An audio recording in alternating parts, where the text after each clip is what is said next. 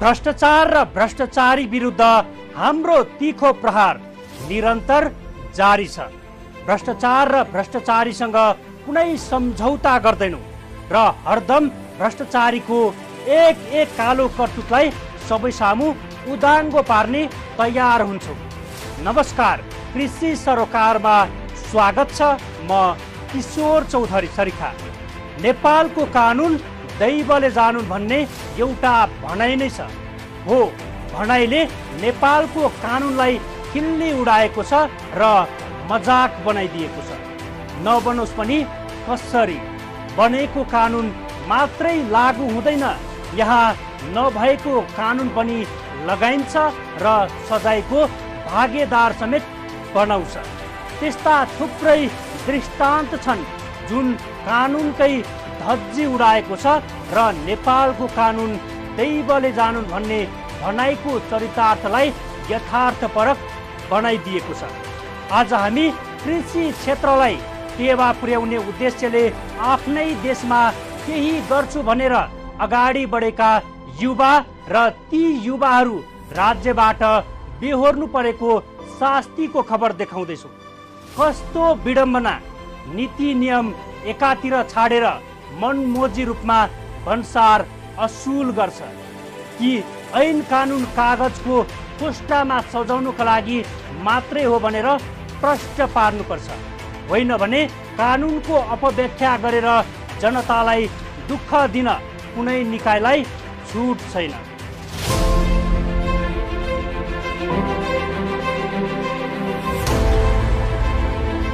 भन्सारमा हुँदैछ ब्रह्मलुट। कृषि मेसिनरी सामान आयातमा भन्सार शुल्क खोइ त भयो छुट। कृषि यन्त्रावलीमा 1 देखि 5% मात्रै भन्सार लिन पाउने नीति, तर नीतिकै खिल्ली उडाउँदै 35% सम्म भन्सार लिएर बसाल्दैछन् गलत प्रवृत्ति। अनि जुन खालको ऊर्जा छ त्यो तपाईँको निरसमा चाहिँ परिवर्तन हुन्छ। त्यस कारणले गर्दाखेरि हाम्रो चाहिँ अनुरोध गभर्मेन्टसँग के छ भन्दा गभर्मेन्टले जुन निर्णय गरिसकेको छ त्यो निर्णयको चाहिँ अक्षरशः पालना हुनुपर्छ। सरकारको नीति कागजको खोस्टामा, नीति कार्यान्वयन गर्ने निकाय मुख दर्शक बस्दा दुःख पाउँछन् किसान लास्टमा। खोइ त भयो सरकारले जारी गरेको नीतिको कार्यान्वयन।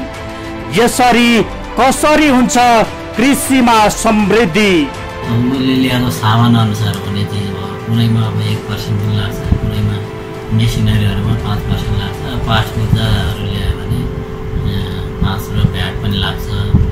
उद्योगी व्यवसायलाई अनायासै दुःख दिने नेपालगञ्ज भन्सारको चरम बदमाशीको खबर शनिबार बेलुकी 7:30 बजे कृषि सरोकारमा, मात्र कृषि टेलिभिजनमा।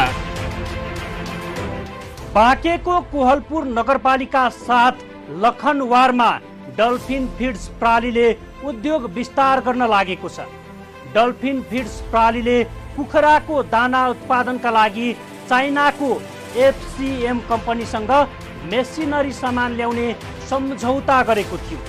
सोही अनुसार उक्त मेसिनरी सामान भारतको कलकत्ता बन्दरगाह हुँदै नेपालगञ्ज भन्सारसम्म त आइपुग्यो, तर नेपाल सरकारको चरम गैर जिम्मेवारीपनाका कारण ती सामान ल्याउन कम्ता झमेला बेहोर्नु परेन।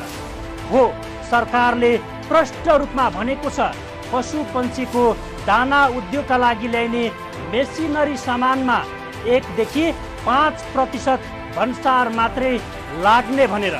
तर भन्सारको कर्मचारीको सधैँभरिको लुट्ने बानीले केही मेसिनरी सामानमा मन लाग्दी भन्सार शुल्क असुलेको छ।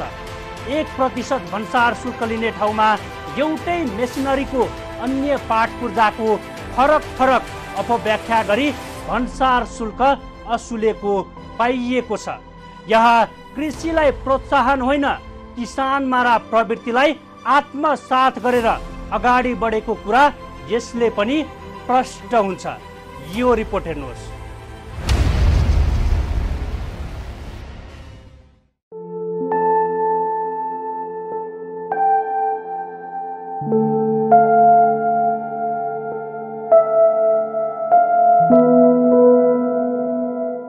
बाँकेको कोहलपुर नगरपालिका 7 लखनवारमा डल्फिन फिड्स प्रणालीले कुखुराको दाना उत्पादनका लागि चाइनाको FCM कम्पनीसँग मेसिनरी सामान ल्याउने सम्झौता गरेको थियो।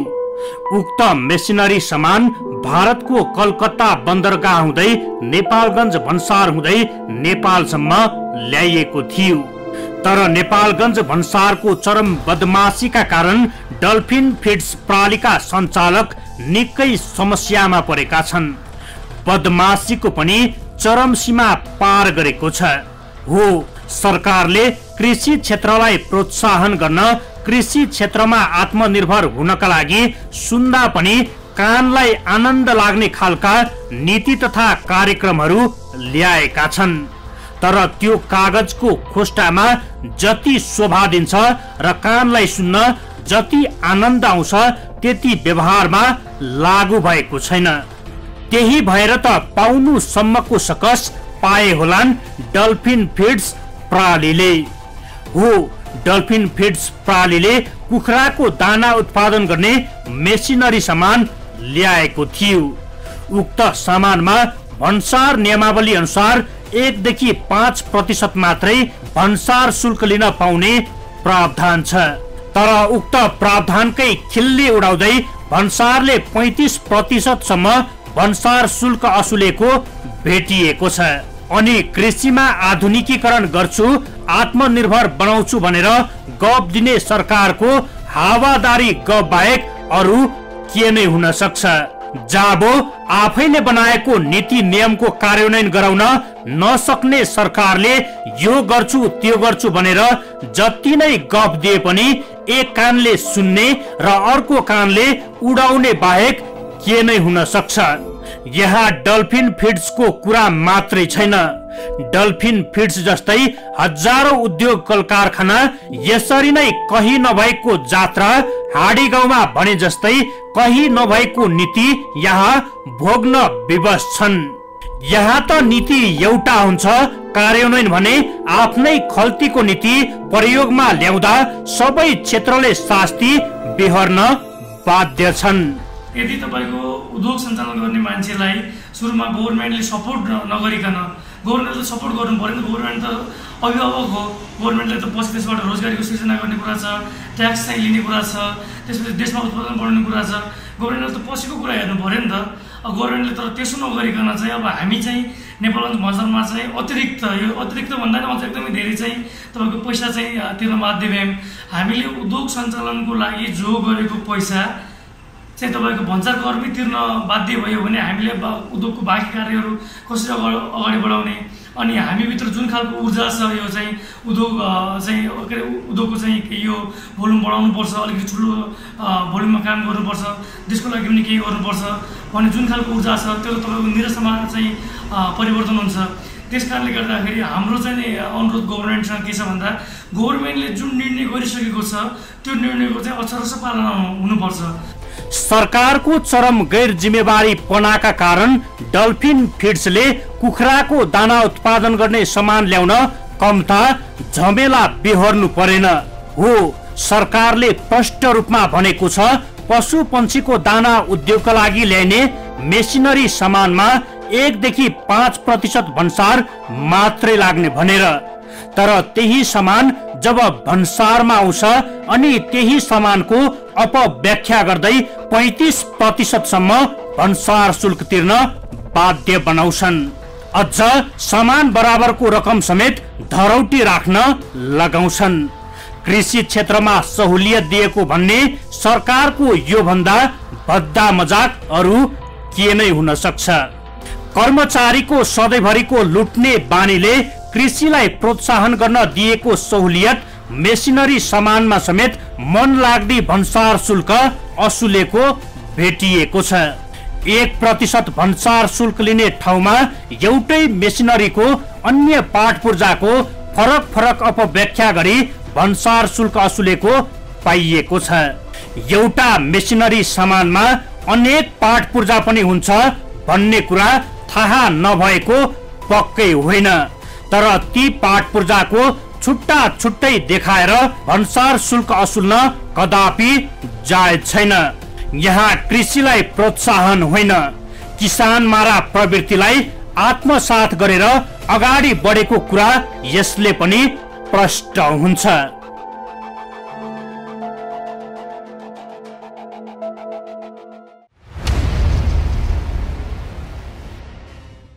पशुपन्छीका लागि दाना उत्पादन गर्ने मेसिनका लागि 1 देखि 5% भन्सार शुल्क लिएको भन्दै सरकार शानले कृषि क्षेत्रलाई हामी ठूलो गुण लगाएको भनेर गफिन व्यस्त छन् होला।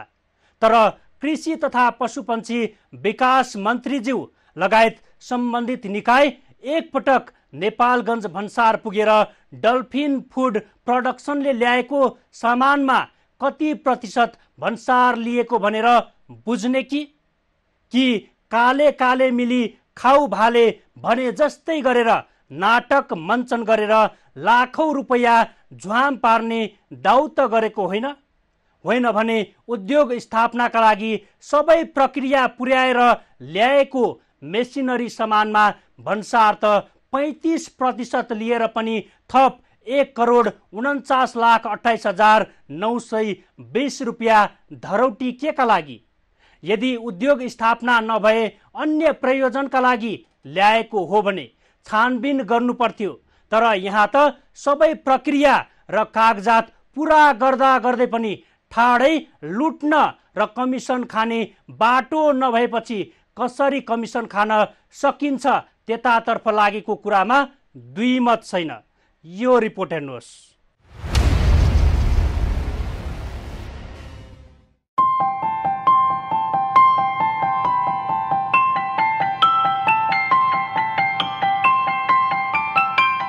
नेपालको हरेक प्रशासनिक काममा अहिले भ्रष्टाचारको बिग नै छ। जता हेर्यो त्यतै भ्रष्टाचार भएको भेटिन्छ। अझ नेपालमा सबैभन्दा बढी भ्रष्टाचार हुने क्षेत्र नै राजनीति र कर्मचारी तन्त्र नै हो। केन्द्र, प्रदेश र स्थानीय तहमा पनि भ्रष्टाचार गर्ने होडबाजी नै चलेको छ। अहिले जनताले रगत र पसिना एक गरेर तिरेको करलाई यसरी दुरुपयोग गरेका छन् कि देख्दा आफ्नै बपौती सम्पत्ति जस्तो गरेर बेपरवाह उडाएका छन्। देश संघीयतामा गएपछि त विकासको मूल फुट्छ भन्नेहरू अहिले आफ्नै भकारी भर्न व्यस्त छन्। देश संघीयतामा गएपछि केही परिवर्तनहरू जरुर भयो, तर जति जनताले अपेक्षा गरेको थियो तर त्यसको 1/3 पनि पूरा भएको छैन। न त पूरा हुने बाटोतर्फ नै सरकारको पाइला अगाडि सरेको छ, जनताले सुशासनको अझै प्रत्याभूति गर्न सकेको छैन। जता हेर्यो त्यतै विकृति, विसंगति र भ्रष्टाचार। अहिले जनता यही कारण आहत बनेका छन्। यहाँ यतिसम्म विकृति, विसंगति र भ्रष्टाचार बढेको छ कि कुनै पनि काम गर्दा टेबल अथवा फाइल मुनिबाट बक्सिस दिनुपर्ने अवस्था छ। अनि मात्रै छिटो र द्रुत गतिमा काम हुन्छ, होइन भने महिनौं दिनसम्म झुलाउने यहाँको सिस्टम नै बस्न लागेको छ। त्यसैको एउटा गतिलो उदाहरण हुन् सक्स डल्फिन फिड्स प्राली हो। डल्फिन फिड्स प्रालीलाई नेपालगञ्ज भन्सार कार्यालयले दिनौसम्मको पीडा दिएको छ। डल्फिन फिड्स प्रालीले कुखुराको दाना बनाउने मेसिन ल्याएकोमा 1% देखि 5% भन्सार लिनुपर्नेमा 35% सम्म भन्सार असुलेको छ। अझ सामानको मूल्य बराबरको रकम पनि धरौटीका लागि राखिएको छ। कृषि क्षेत्रमा लगानी गर्ने उद्योगी व्यवसायीलाई प्रोत्साहन गर्नुपर्ने ठाउँमा झन मनोबल तल झार्ने काम भइरहेको छ। हो त्यही कुरा हो। एउटा कुरा के भने एउटा मेसिन, एउटा एजोल सामान जोडेपछि बल्ल एउटा मेसिन बन्ने हो नि त, हैन? एउटा मेसिन आफैमा त्यो मेसिनले एकछिनलाई एउटा मेसिन लिएर हामीले राखिदियौँ, त्यो मेसिन त अटोमेटिक चल्दैन। त्यो चल्नका लागि त सबै त्यसलाई चाहिने चिज, त्यो त्यसको पार्ट्सहरू त सबै जोडेपछि अनि बल्ल हुने हो नि। अनि अर्को कुरा, तपाईँलाई स्पष्ट कुरा के भन्छु भने, मैले भन्छु तपाईँले दिएको बाहेक मैले भन्सार सुनेको थिएँ। अब कुरा के भने पार्ट्स ल्याएको हो र पार्ट्स पटक ल्याएको हो र भने एक पटक होइन, एउटा होल मेसिनरी, होल उद्योग चाइनाबाट एक पटक आयात गरेको हो। यो पार्ट्स भनेको पटक त्यो डल्फिन फिड्स प्रणालीले अनि एकपटक मेसिन ल्याउने, एकपटक पार्ट ल्याएको हो त 27वटा कन्टेनर एकैपटक ल्यायो, होल मेसिनरी सेट। हुन त ती सामान आयात गर्दा यस्तो प्रकृतिको झमेलाको सामना नै गर्नु पर्दैन थियो, तर भन्सारका कर्मचारीको मोनोपोलीका कारण डल्फिन फिड्स प्रणालीका सञ्चालक मानसिक तनावमा जेलिरहेका छन्। अझ राखेको धरौटी पनि अहिलेसम्म फिर्ता दिएको छैन। हुन त भ्रष्टाचारकै यो पनि एउटा कडी हुन सक्छ। भ्रष्टाचार गर्ने बाटो यदि सिधा र प्रष्ट भएको भए सायद लाखौं लिएर ती सामानहरू सहजै छोड्ने थिए होला र यसरी मनपरी भन्सार र धरौटी लिने पनि थिएनन् होला। तपाईको यो कुरा राज्यका सबै अङ्गसँग पनि पुगाइसकियो। म पनि आफू एउटा जनप्रतिनिधि भएको कारणले गर्दा मेरो ग्रुपमा यो समस्या आइसकेपछि मैले बोल्नु हुँदैन थियो होला, तर पनि बोल्नुपर्ने बाध्यता छ। कुनै न कुनै मान्छेले नेपालमा यो कुरा बोल्नुपर्छ। तपाईँ एउटा कुरा के हो भने आज म त वास्तवमा धेरै कुराहरू बुझेको कारणले गर्दा वास्तवमा यसलाई चाहिँ अब यो आफूले पाएको अधिकारलाई प्रयोग गर्नुपर्छ भन्ने हिसाबले गर्दाखेरि यो कुरा माथिसम्म पुग्यो, यो कुरा यहाँसम्म पुगाएँ मैले। तर त्यो कुरा कहीँ नपुगाएर तल या त ब्यागबाट काम हुन्छ होइन, उनीहरूको कर्मचारीको स्वार्थ सिद्ध भइसकेपछि अनि त्यो काम हुन्छ, नभएपछि तपाईँको बिचराहरू त्यही लुटिएर बस्छन् र त्यहाँबाट पछि आइसकेपछि उद्योग सञ्चालन गर्ने पैसाहरू त्यही सिद्धिन्छ। अनि आइसकेपछि अनि उद्योगहरू नेपालको सामानहरू आउँछ, उद्योग सञ्चालन हुन सक्दैन, जहिले उद्योगीहरू आफ्नै देशमा कोही कसैले केही गर्छु भन्दा यस्तै समस्या भोग्नु पर्छ भन्ने डरले पनि धेरै कमैले आँट गर्छ।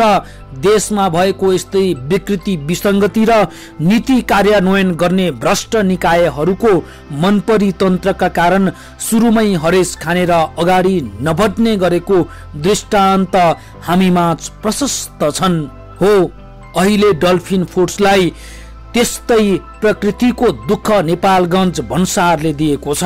सरकारको निरीहता र भन्सारको मोनोपोली जबसम्म बढिरहन्छ तबसम्म कृषि क्षेत्रमा लगानी गर्ने उद्योगी व्यवसायी र किसानमारा प्रवृत्ति हावी रहि नै रहन्छ।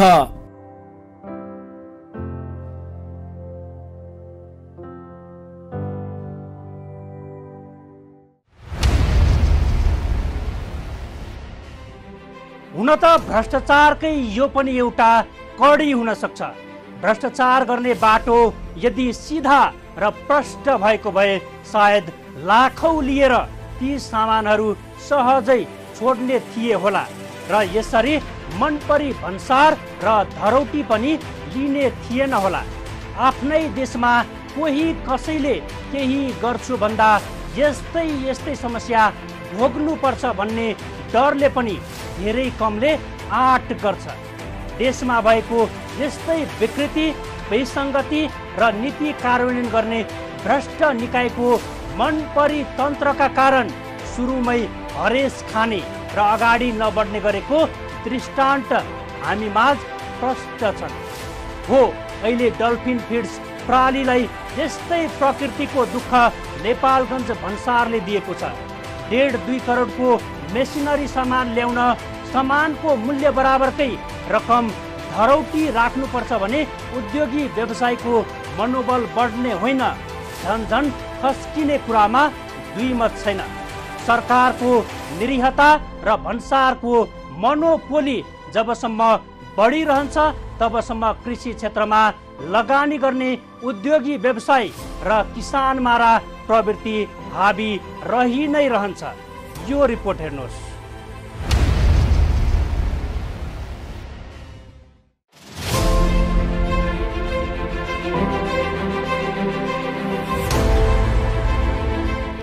सरकारबाट सहयोग पाउनु त धेरै परको कुरा, झन् केही गर्छु भन्नेहरूको समेत मनोबल घटाउने काम भइरहेको छ। यहाँ उद्योगी व्यवसायलाई लगानी गर्न प्रोत्साहन होइन, यहाँ त प्रोत्साहन गर्ने काम भइरहेको छ। डल्फिन फिड्स प्रणालीले 1% भन्सार तिर्नुपर्ने ठाउँमा 35% भन्सार शुल्क तिर्नुपर्ने अवस्था आउने थिएन होला। उसले खरिद गरेर ल्याएको सामान बराबरकै मूल्य 1,49,28,920 रुपियाँ धरौटी तिर्नुपर्ने अवस्था आउने थिएन। हो, आफैले बनाएको नीति आफैले कार्यान्वयन गर्दैन, कानुनको धज्जी उडाउँदै जनतालाई दिनुसम्मको शास्ति दिइरहेका छन्। नीति एउटा तर कार्यान्वयन अर्कै, अनि त्यो भन्दा भद्दा मजाक अरू के नै हुन सक्छ।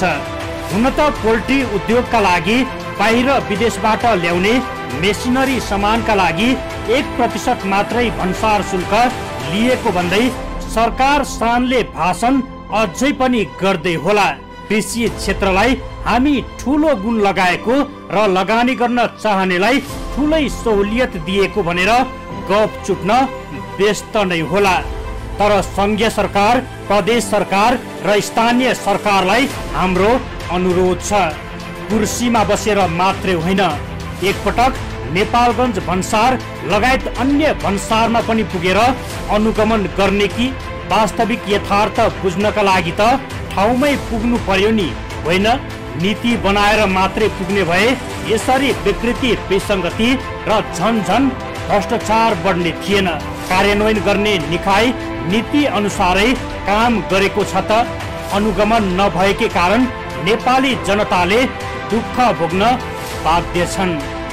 यसमा त आर्थिक ऐनले तोकेको हुन्छ होइन, केमा छोडिदिने, केमा कति पर्सेन्ट लाग्ने भन्ने कुरा। उसले ल्याएको सामान अनुसार हुने चिज हो। कुनैमा अब 1% पनि लाग्छ, कुनैमा मेसिनरीहरूमा 5% लाग्छ, पास्ट बुझाहरू ल्यायो भने 5% भ्याट पनि लाग्छ।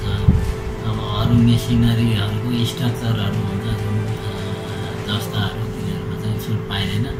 जुन शीर्षकबाट जाने हो त्यही शीर्षकबाट घोषणा गरेर लाग्नुपर्छ। डल्फिन फिड्स प्रणालीले कुखुराको दाना उद्योगका लागि ल्याएको सामानमा कति प्रतिशत भन्सार लिएको भनेर बुझ्ने कि डल्फिन फिड्सले त प्रक्रिया पुर्याएरै सामान ल्याएको थियो, फेरि मनोमानी किन भयो? 1% भन्सार शुल्क लिनुपर्ने ठाउँमा त 35% लिएर पनि थप 1,49,28,920 रुपियाँ धरौटी लिएको छ।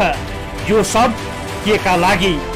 यदि उद्योग स्थापना नभएर अन्य प्रयोजनका लागि ल्याएको हो भने छानबिन गर्नु पर्थ्यो। डकुमेन्ट पुरा थिएन भने त डकुमेन्ट माग्नु पर्थ्यो। तर त्यो नगरी यसरी हक्काहक्की ठग्न पाइन्छ कि? लुट्ने सबै बाटो बन्द भएपछि कसरी लुट्न सकिन्छ मेसो मिलाउन खोजेको हो। सबै प्रक्रिया पुर्याए पनि यस्तो दुःख दिने अथवा लुट्न खोज्ने नियत बाहेक अरू के नै हुन सक्छ? 1% देखि 5% भन्सार तिर्नुपर्ने र लिनुपर्ने प्रावधान थाहा नभएर पनि होइन, फेरि 35% भन्सार के का लागि महोदय? कृषिमा सहुलियत दिएको भन्ने तर कार्यान्वयन नगर्ने त्यस्तो पनि हुन्छ काई? एउटै मेसिनको अन्य पाठ पूर्जामा फरक फरक भन्सार लगाउने यो कहाँको नीति हो? कि लुट्न सके लुट, नेपालमै छ छुट भन्ने भनाइको चरितार्थ गर्न खोजेको त होइन? यहाँ त सबै प्रक्रिया र कागजात पुरा गर्दा गर्दै पनि ठाडै लुट्न र कमिसन खाने बाटो नभएपछि कसरी कमिसन खान सकिन्छ, कसरी ठग्न सकिन्छ त्यतातर्फ लागेको जस्तो देखिन्छ, होइन र?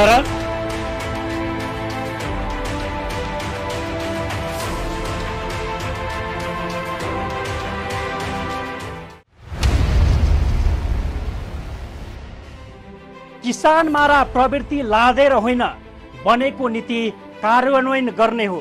तर जो अगुवा उही बाटो डट डट भन्या जस्तै यहाँका नीति कार्यान्वयन गर्ने निकायहरूको मनोपोलीका कारण जे गरे पनि हुने जस्तो दादागिरी शैलीमा अगाडि बढेको छ। कृषिलाई सरकारले प्रोत्साहन गर्ने, माथि उठाउने भनेर जतिसुकै गफ दिए पनि जबसम्म कार्यान्वयन गर्ने तहले सही तरिकाले काम गर्दैन तबसम्म अफवाह र हावा गफ नै साबित भइ नै रहन्छ। डल्फिन फिड्स त एउटा उदाहरण मात्रै हो। यस्ता थुप्रै उद्योगी व्यवसाय गर्न खोज्ने यसरी नै सकस बिहोर्न बाध्य छन्। यहाँ त सजिलोसँग गर्छु भन्ने कुनै पनि चिज नै छैन। नीति र नियमको अपव्याख्या गरेर तर्साउने र ठग्ने गृहहरू निकै नै सक्रिय छन्। विकृति र विसङ्गति विरुद्धको हाम्रो खबरदारी जारी छ। कोभिड-19बाट आफू पनि बचौ, अरूलाई पनि बचाऊ। यदि तपाईसँग कुनै सल्लाह, सुझाव र गुनासा छन् भने हाम्रो टेलिफोन नम्बर 01 55 30 200 मा सिधा सम्पर्क गरेर टिपाउन सक्नुहुनेछ। हवस् त कृषि सरोकार आजलाई यति। अर्को श्रृङ्खलामा नयाँ विषयवस्तुका साथ उपस्थित हुने नै छौँ। त्यतिन्जेलसम्मका लागि बिदा दिनुहोस्। नमस्कार।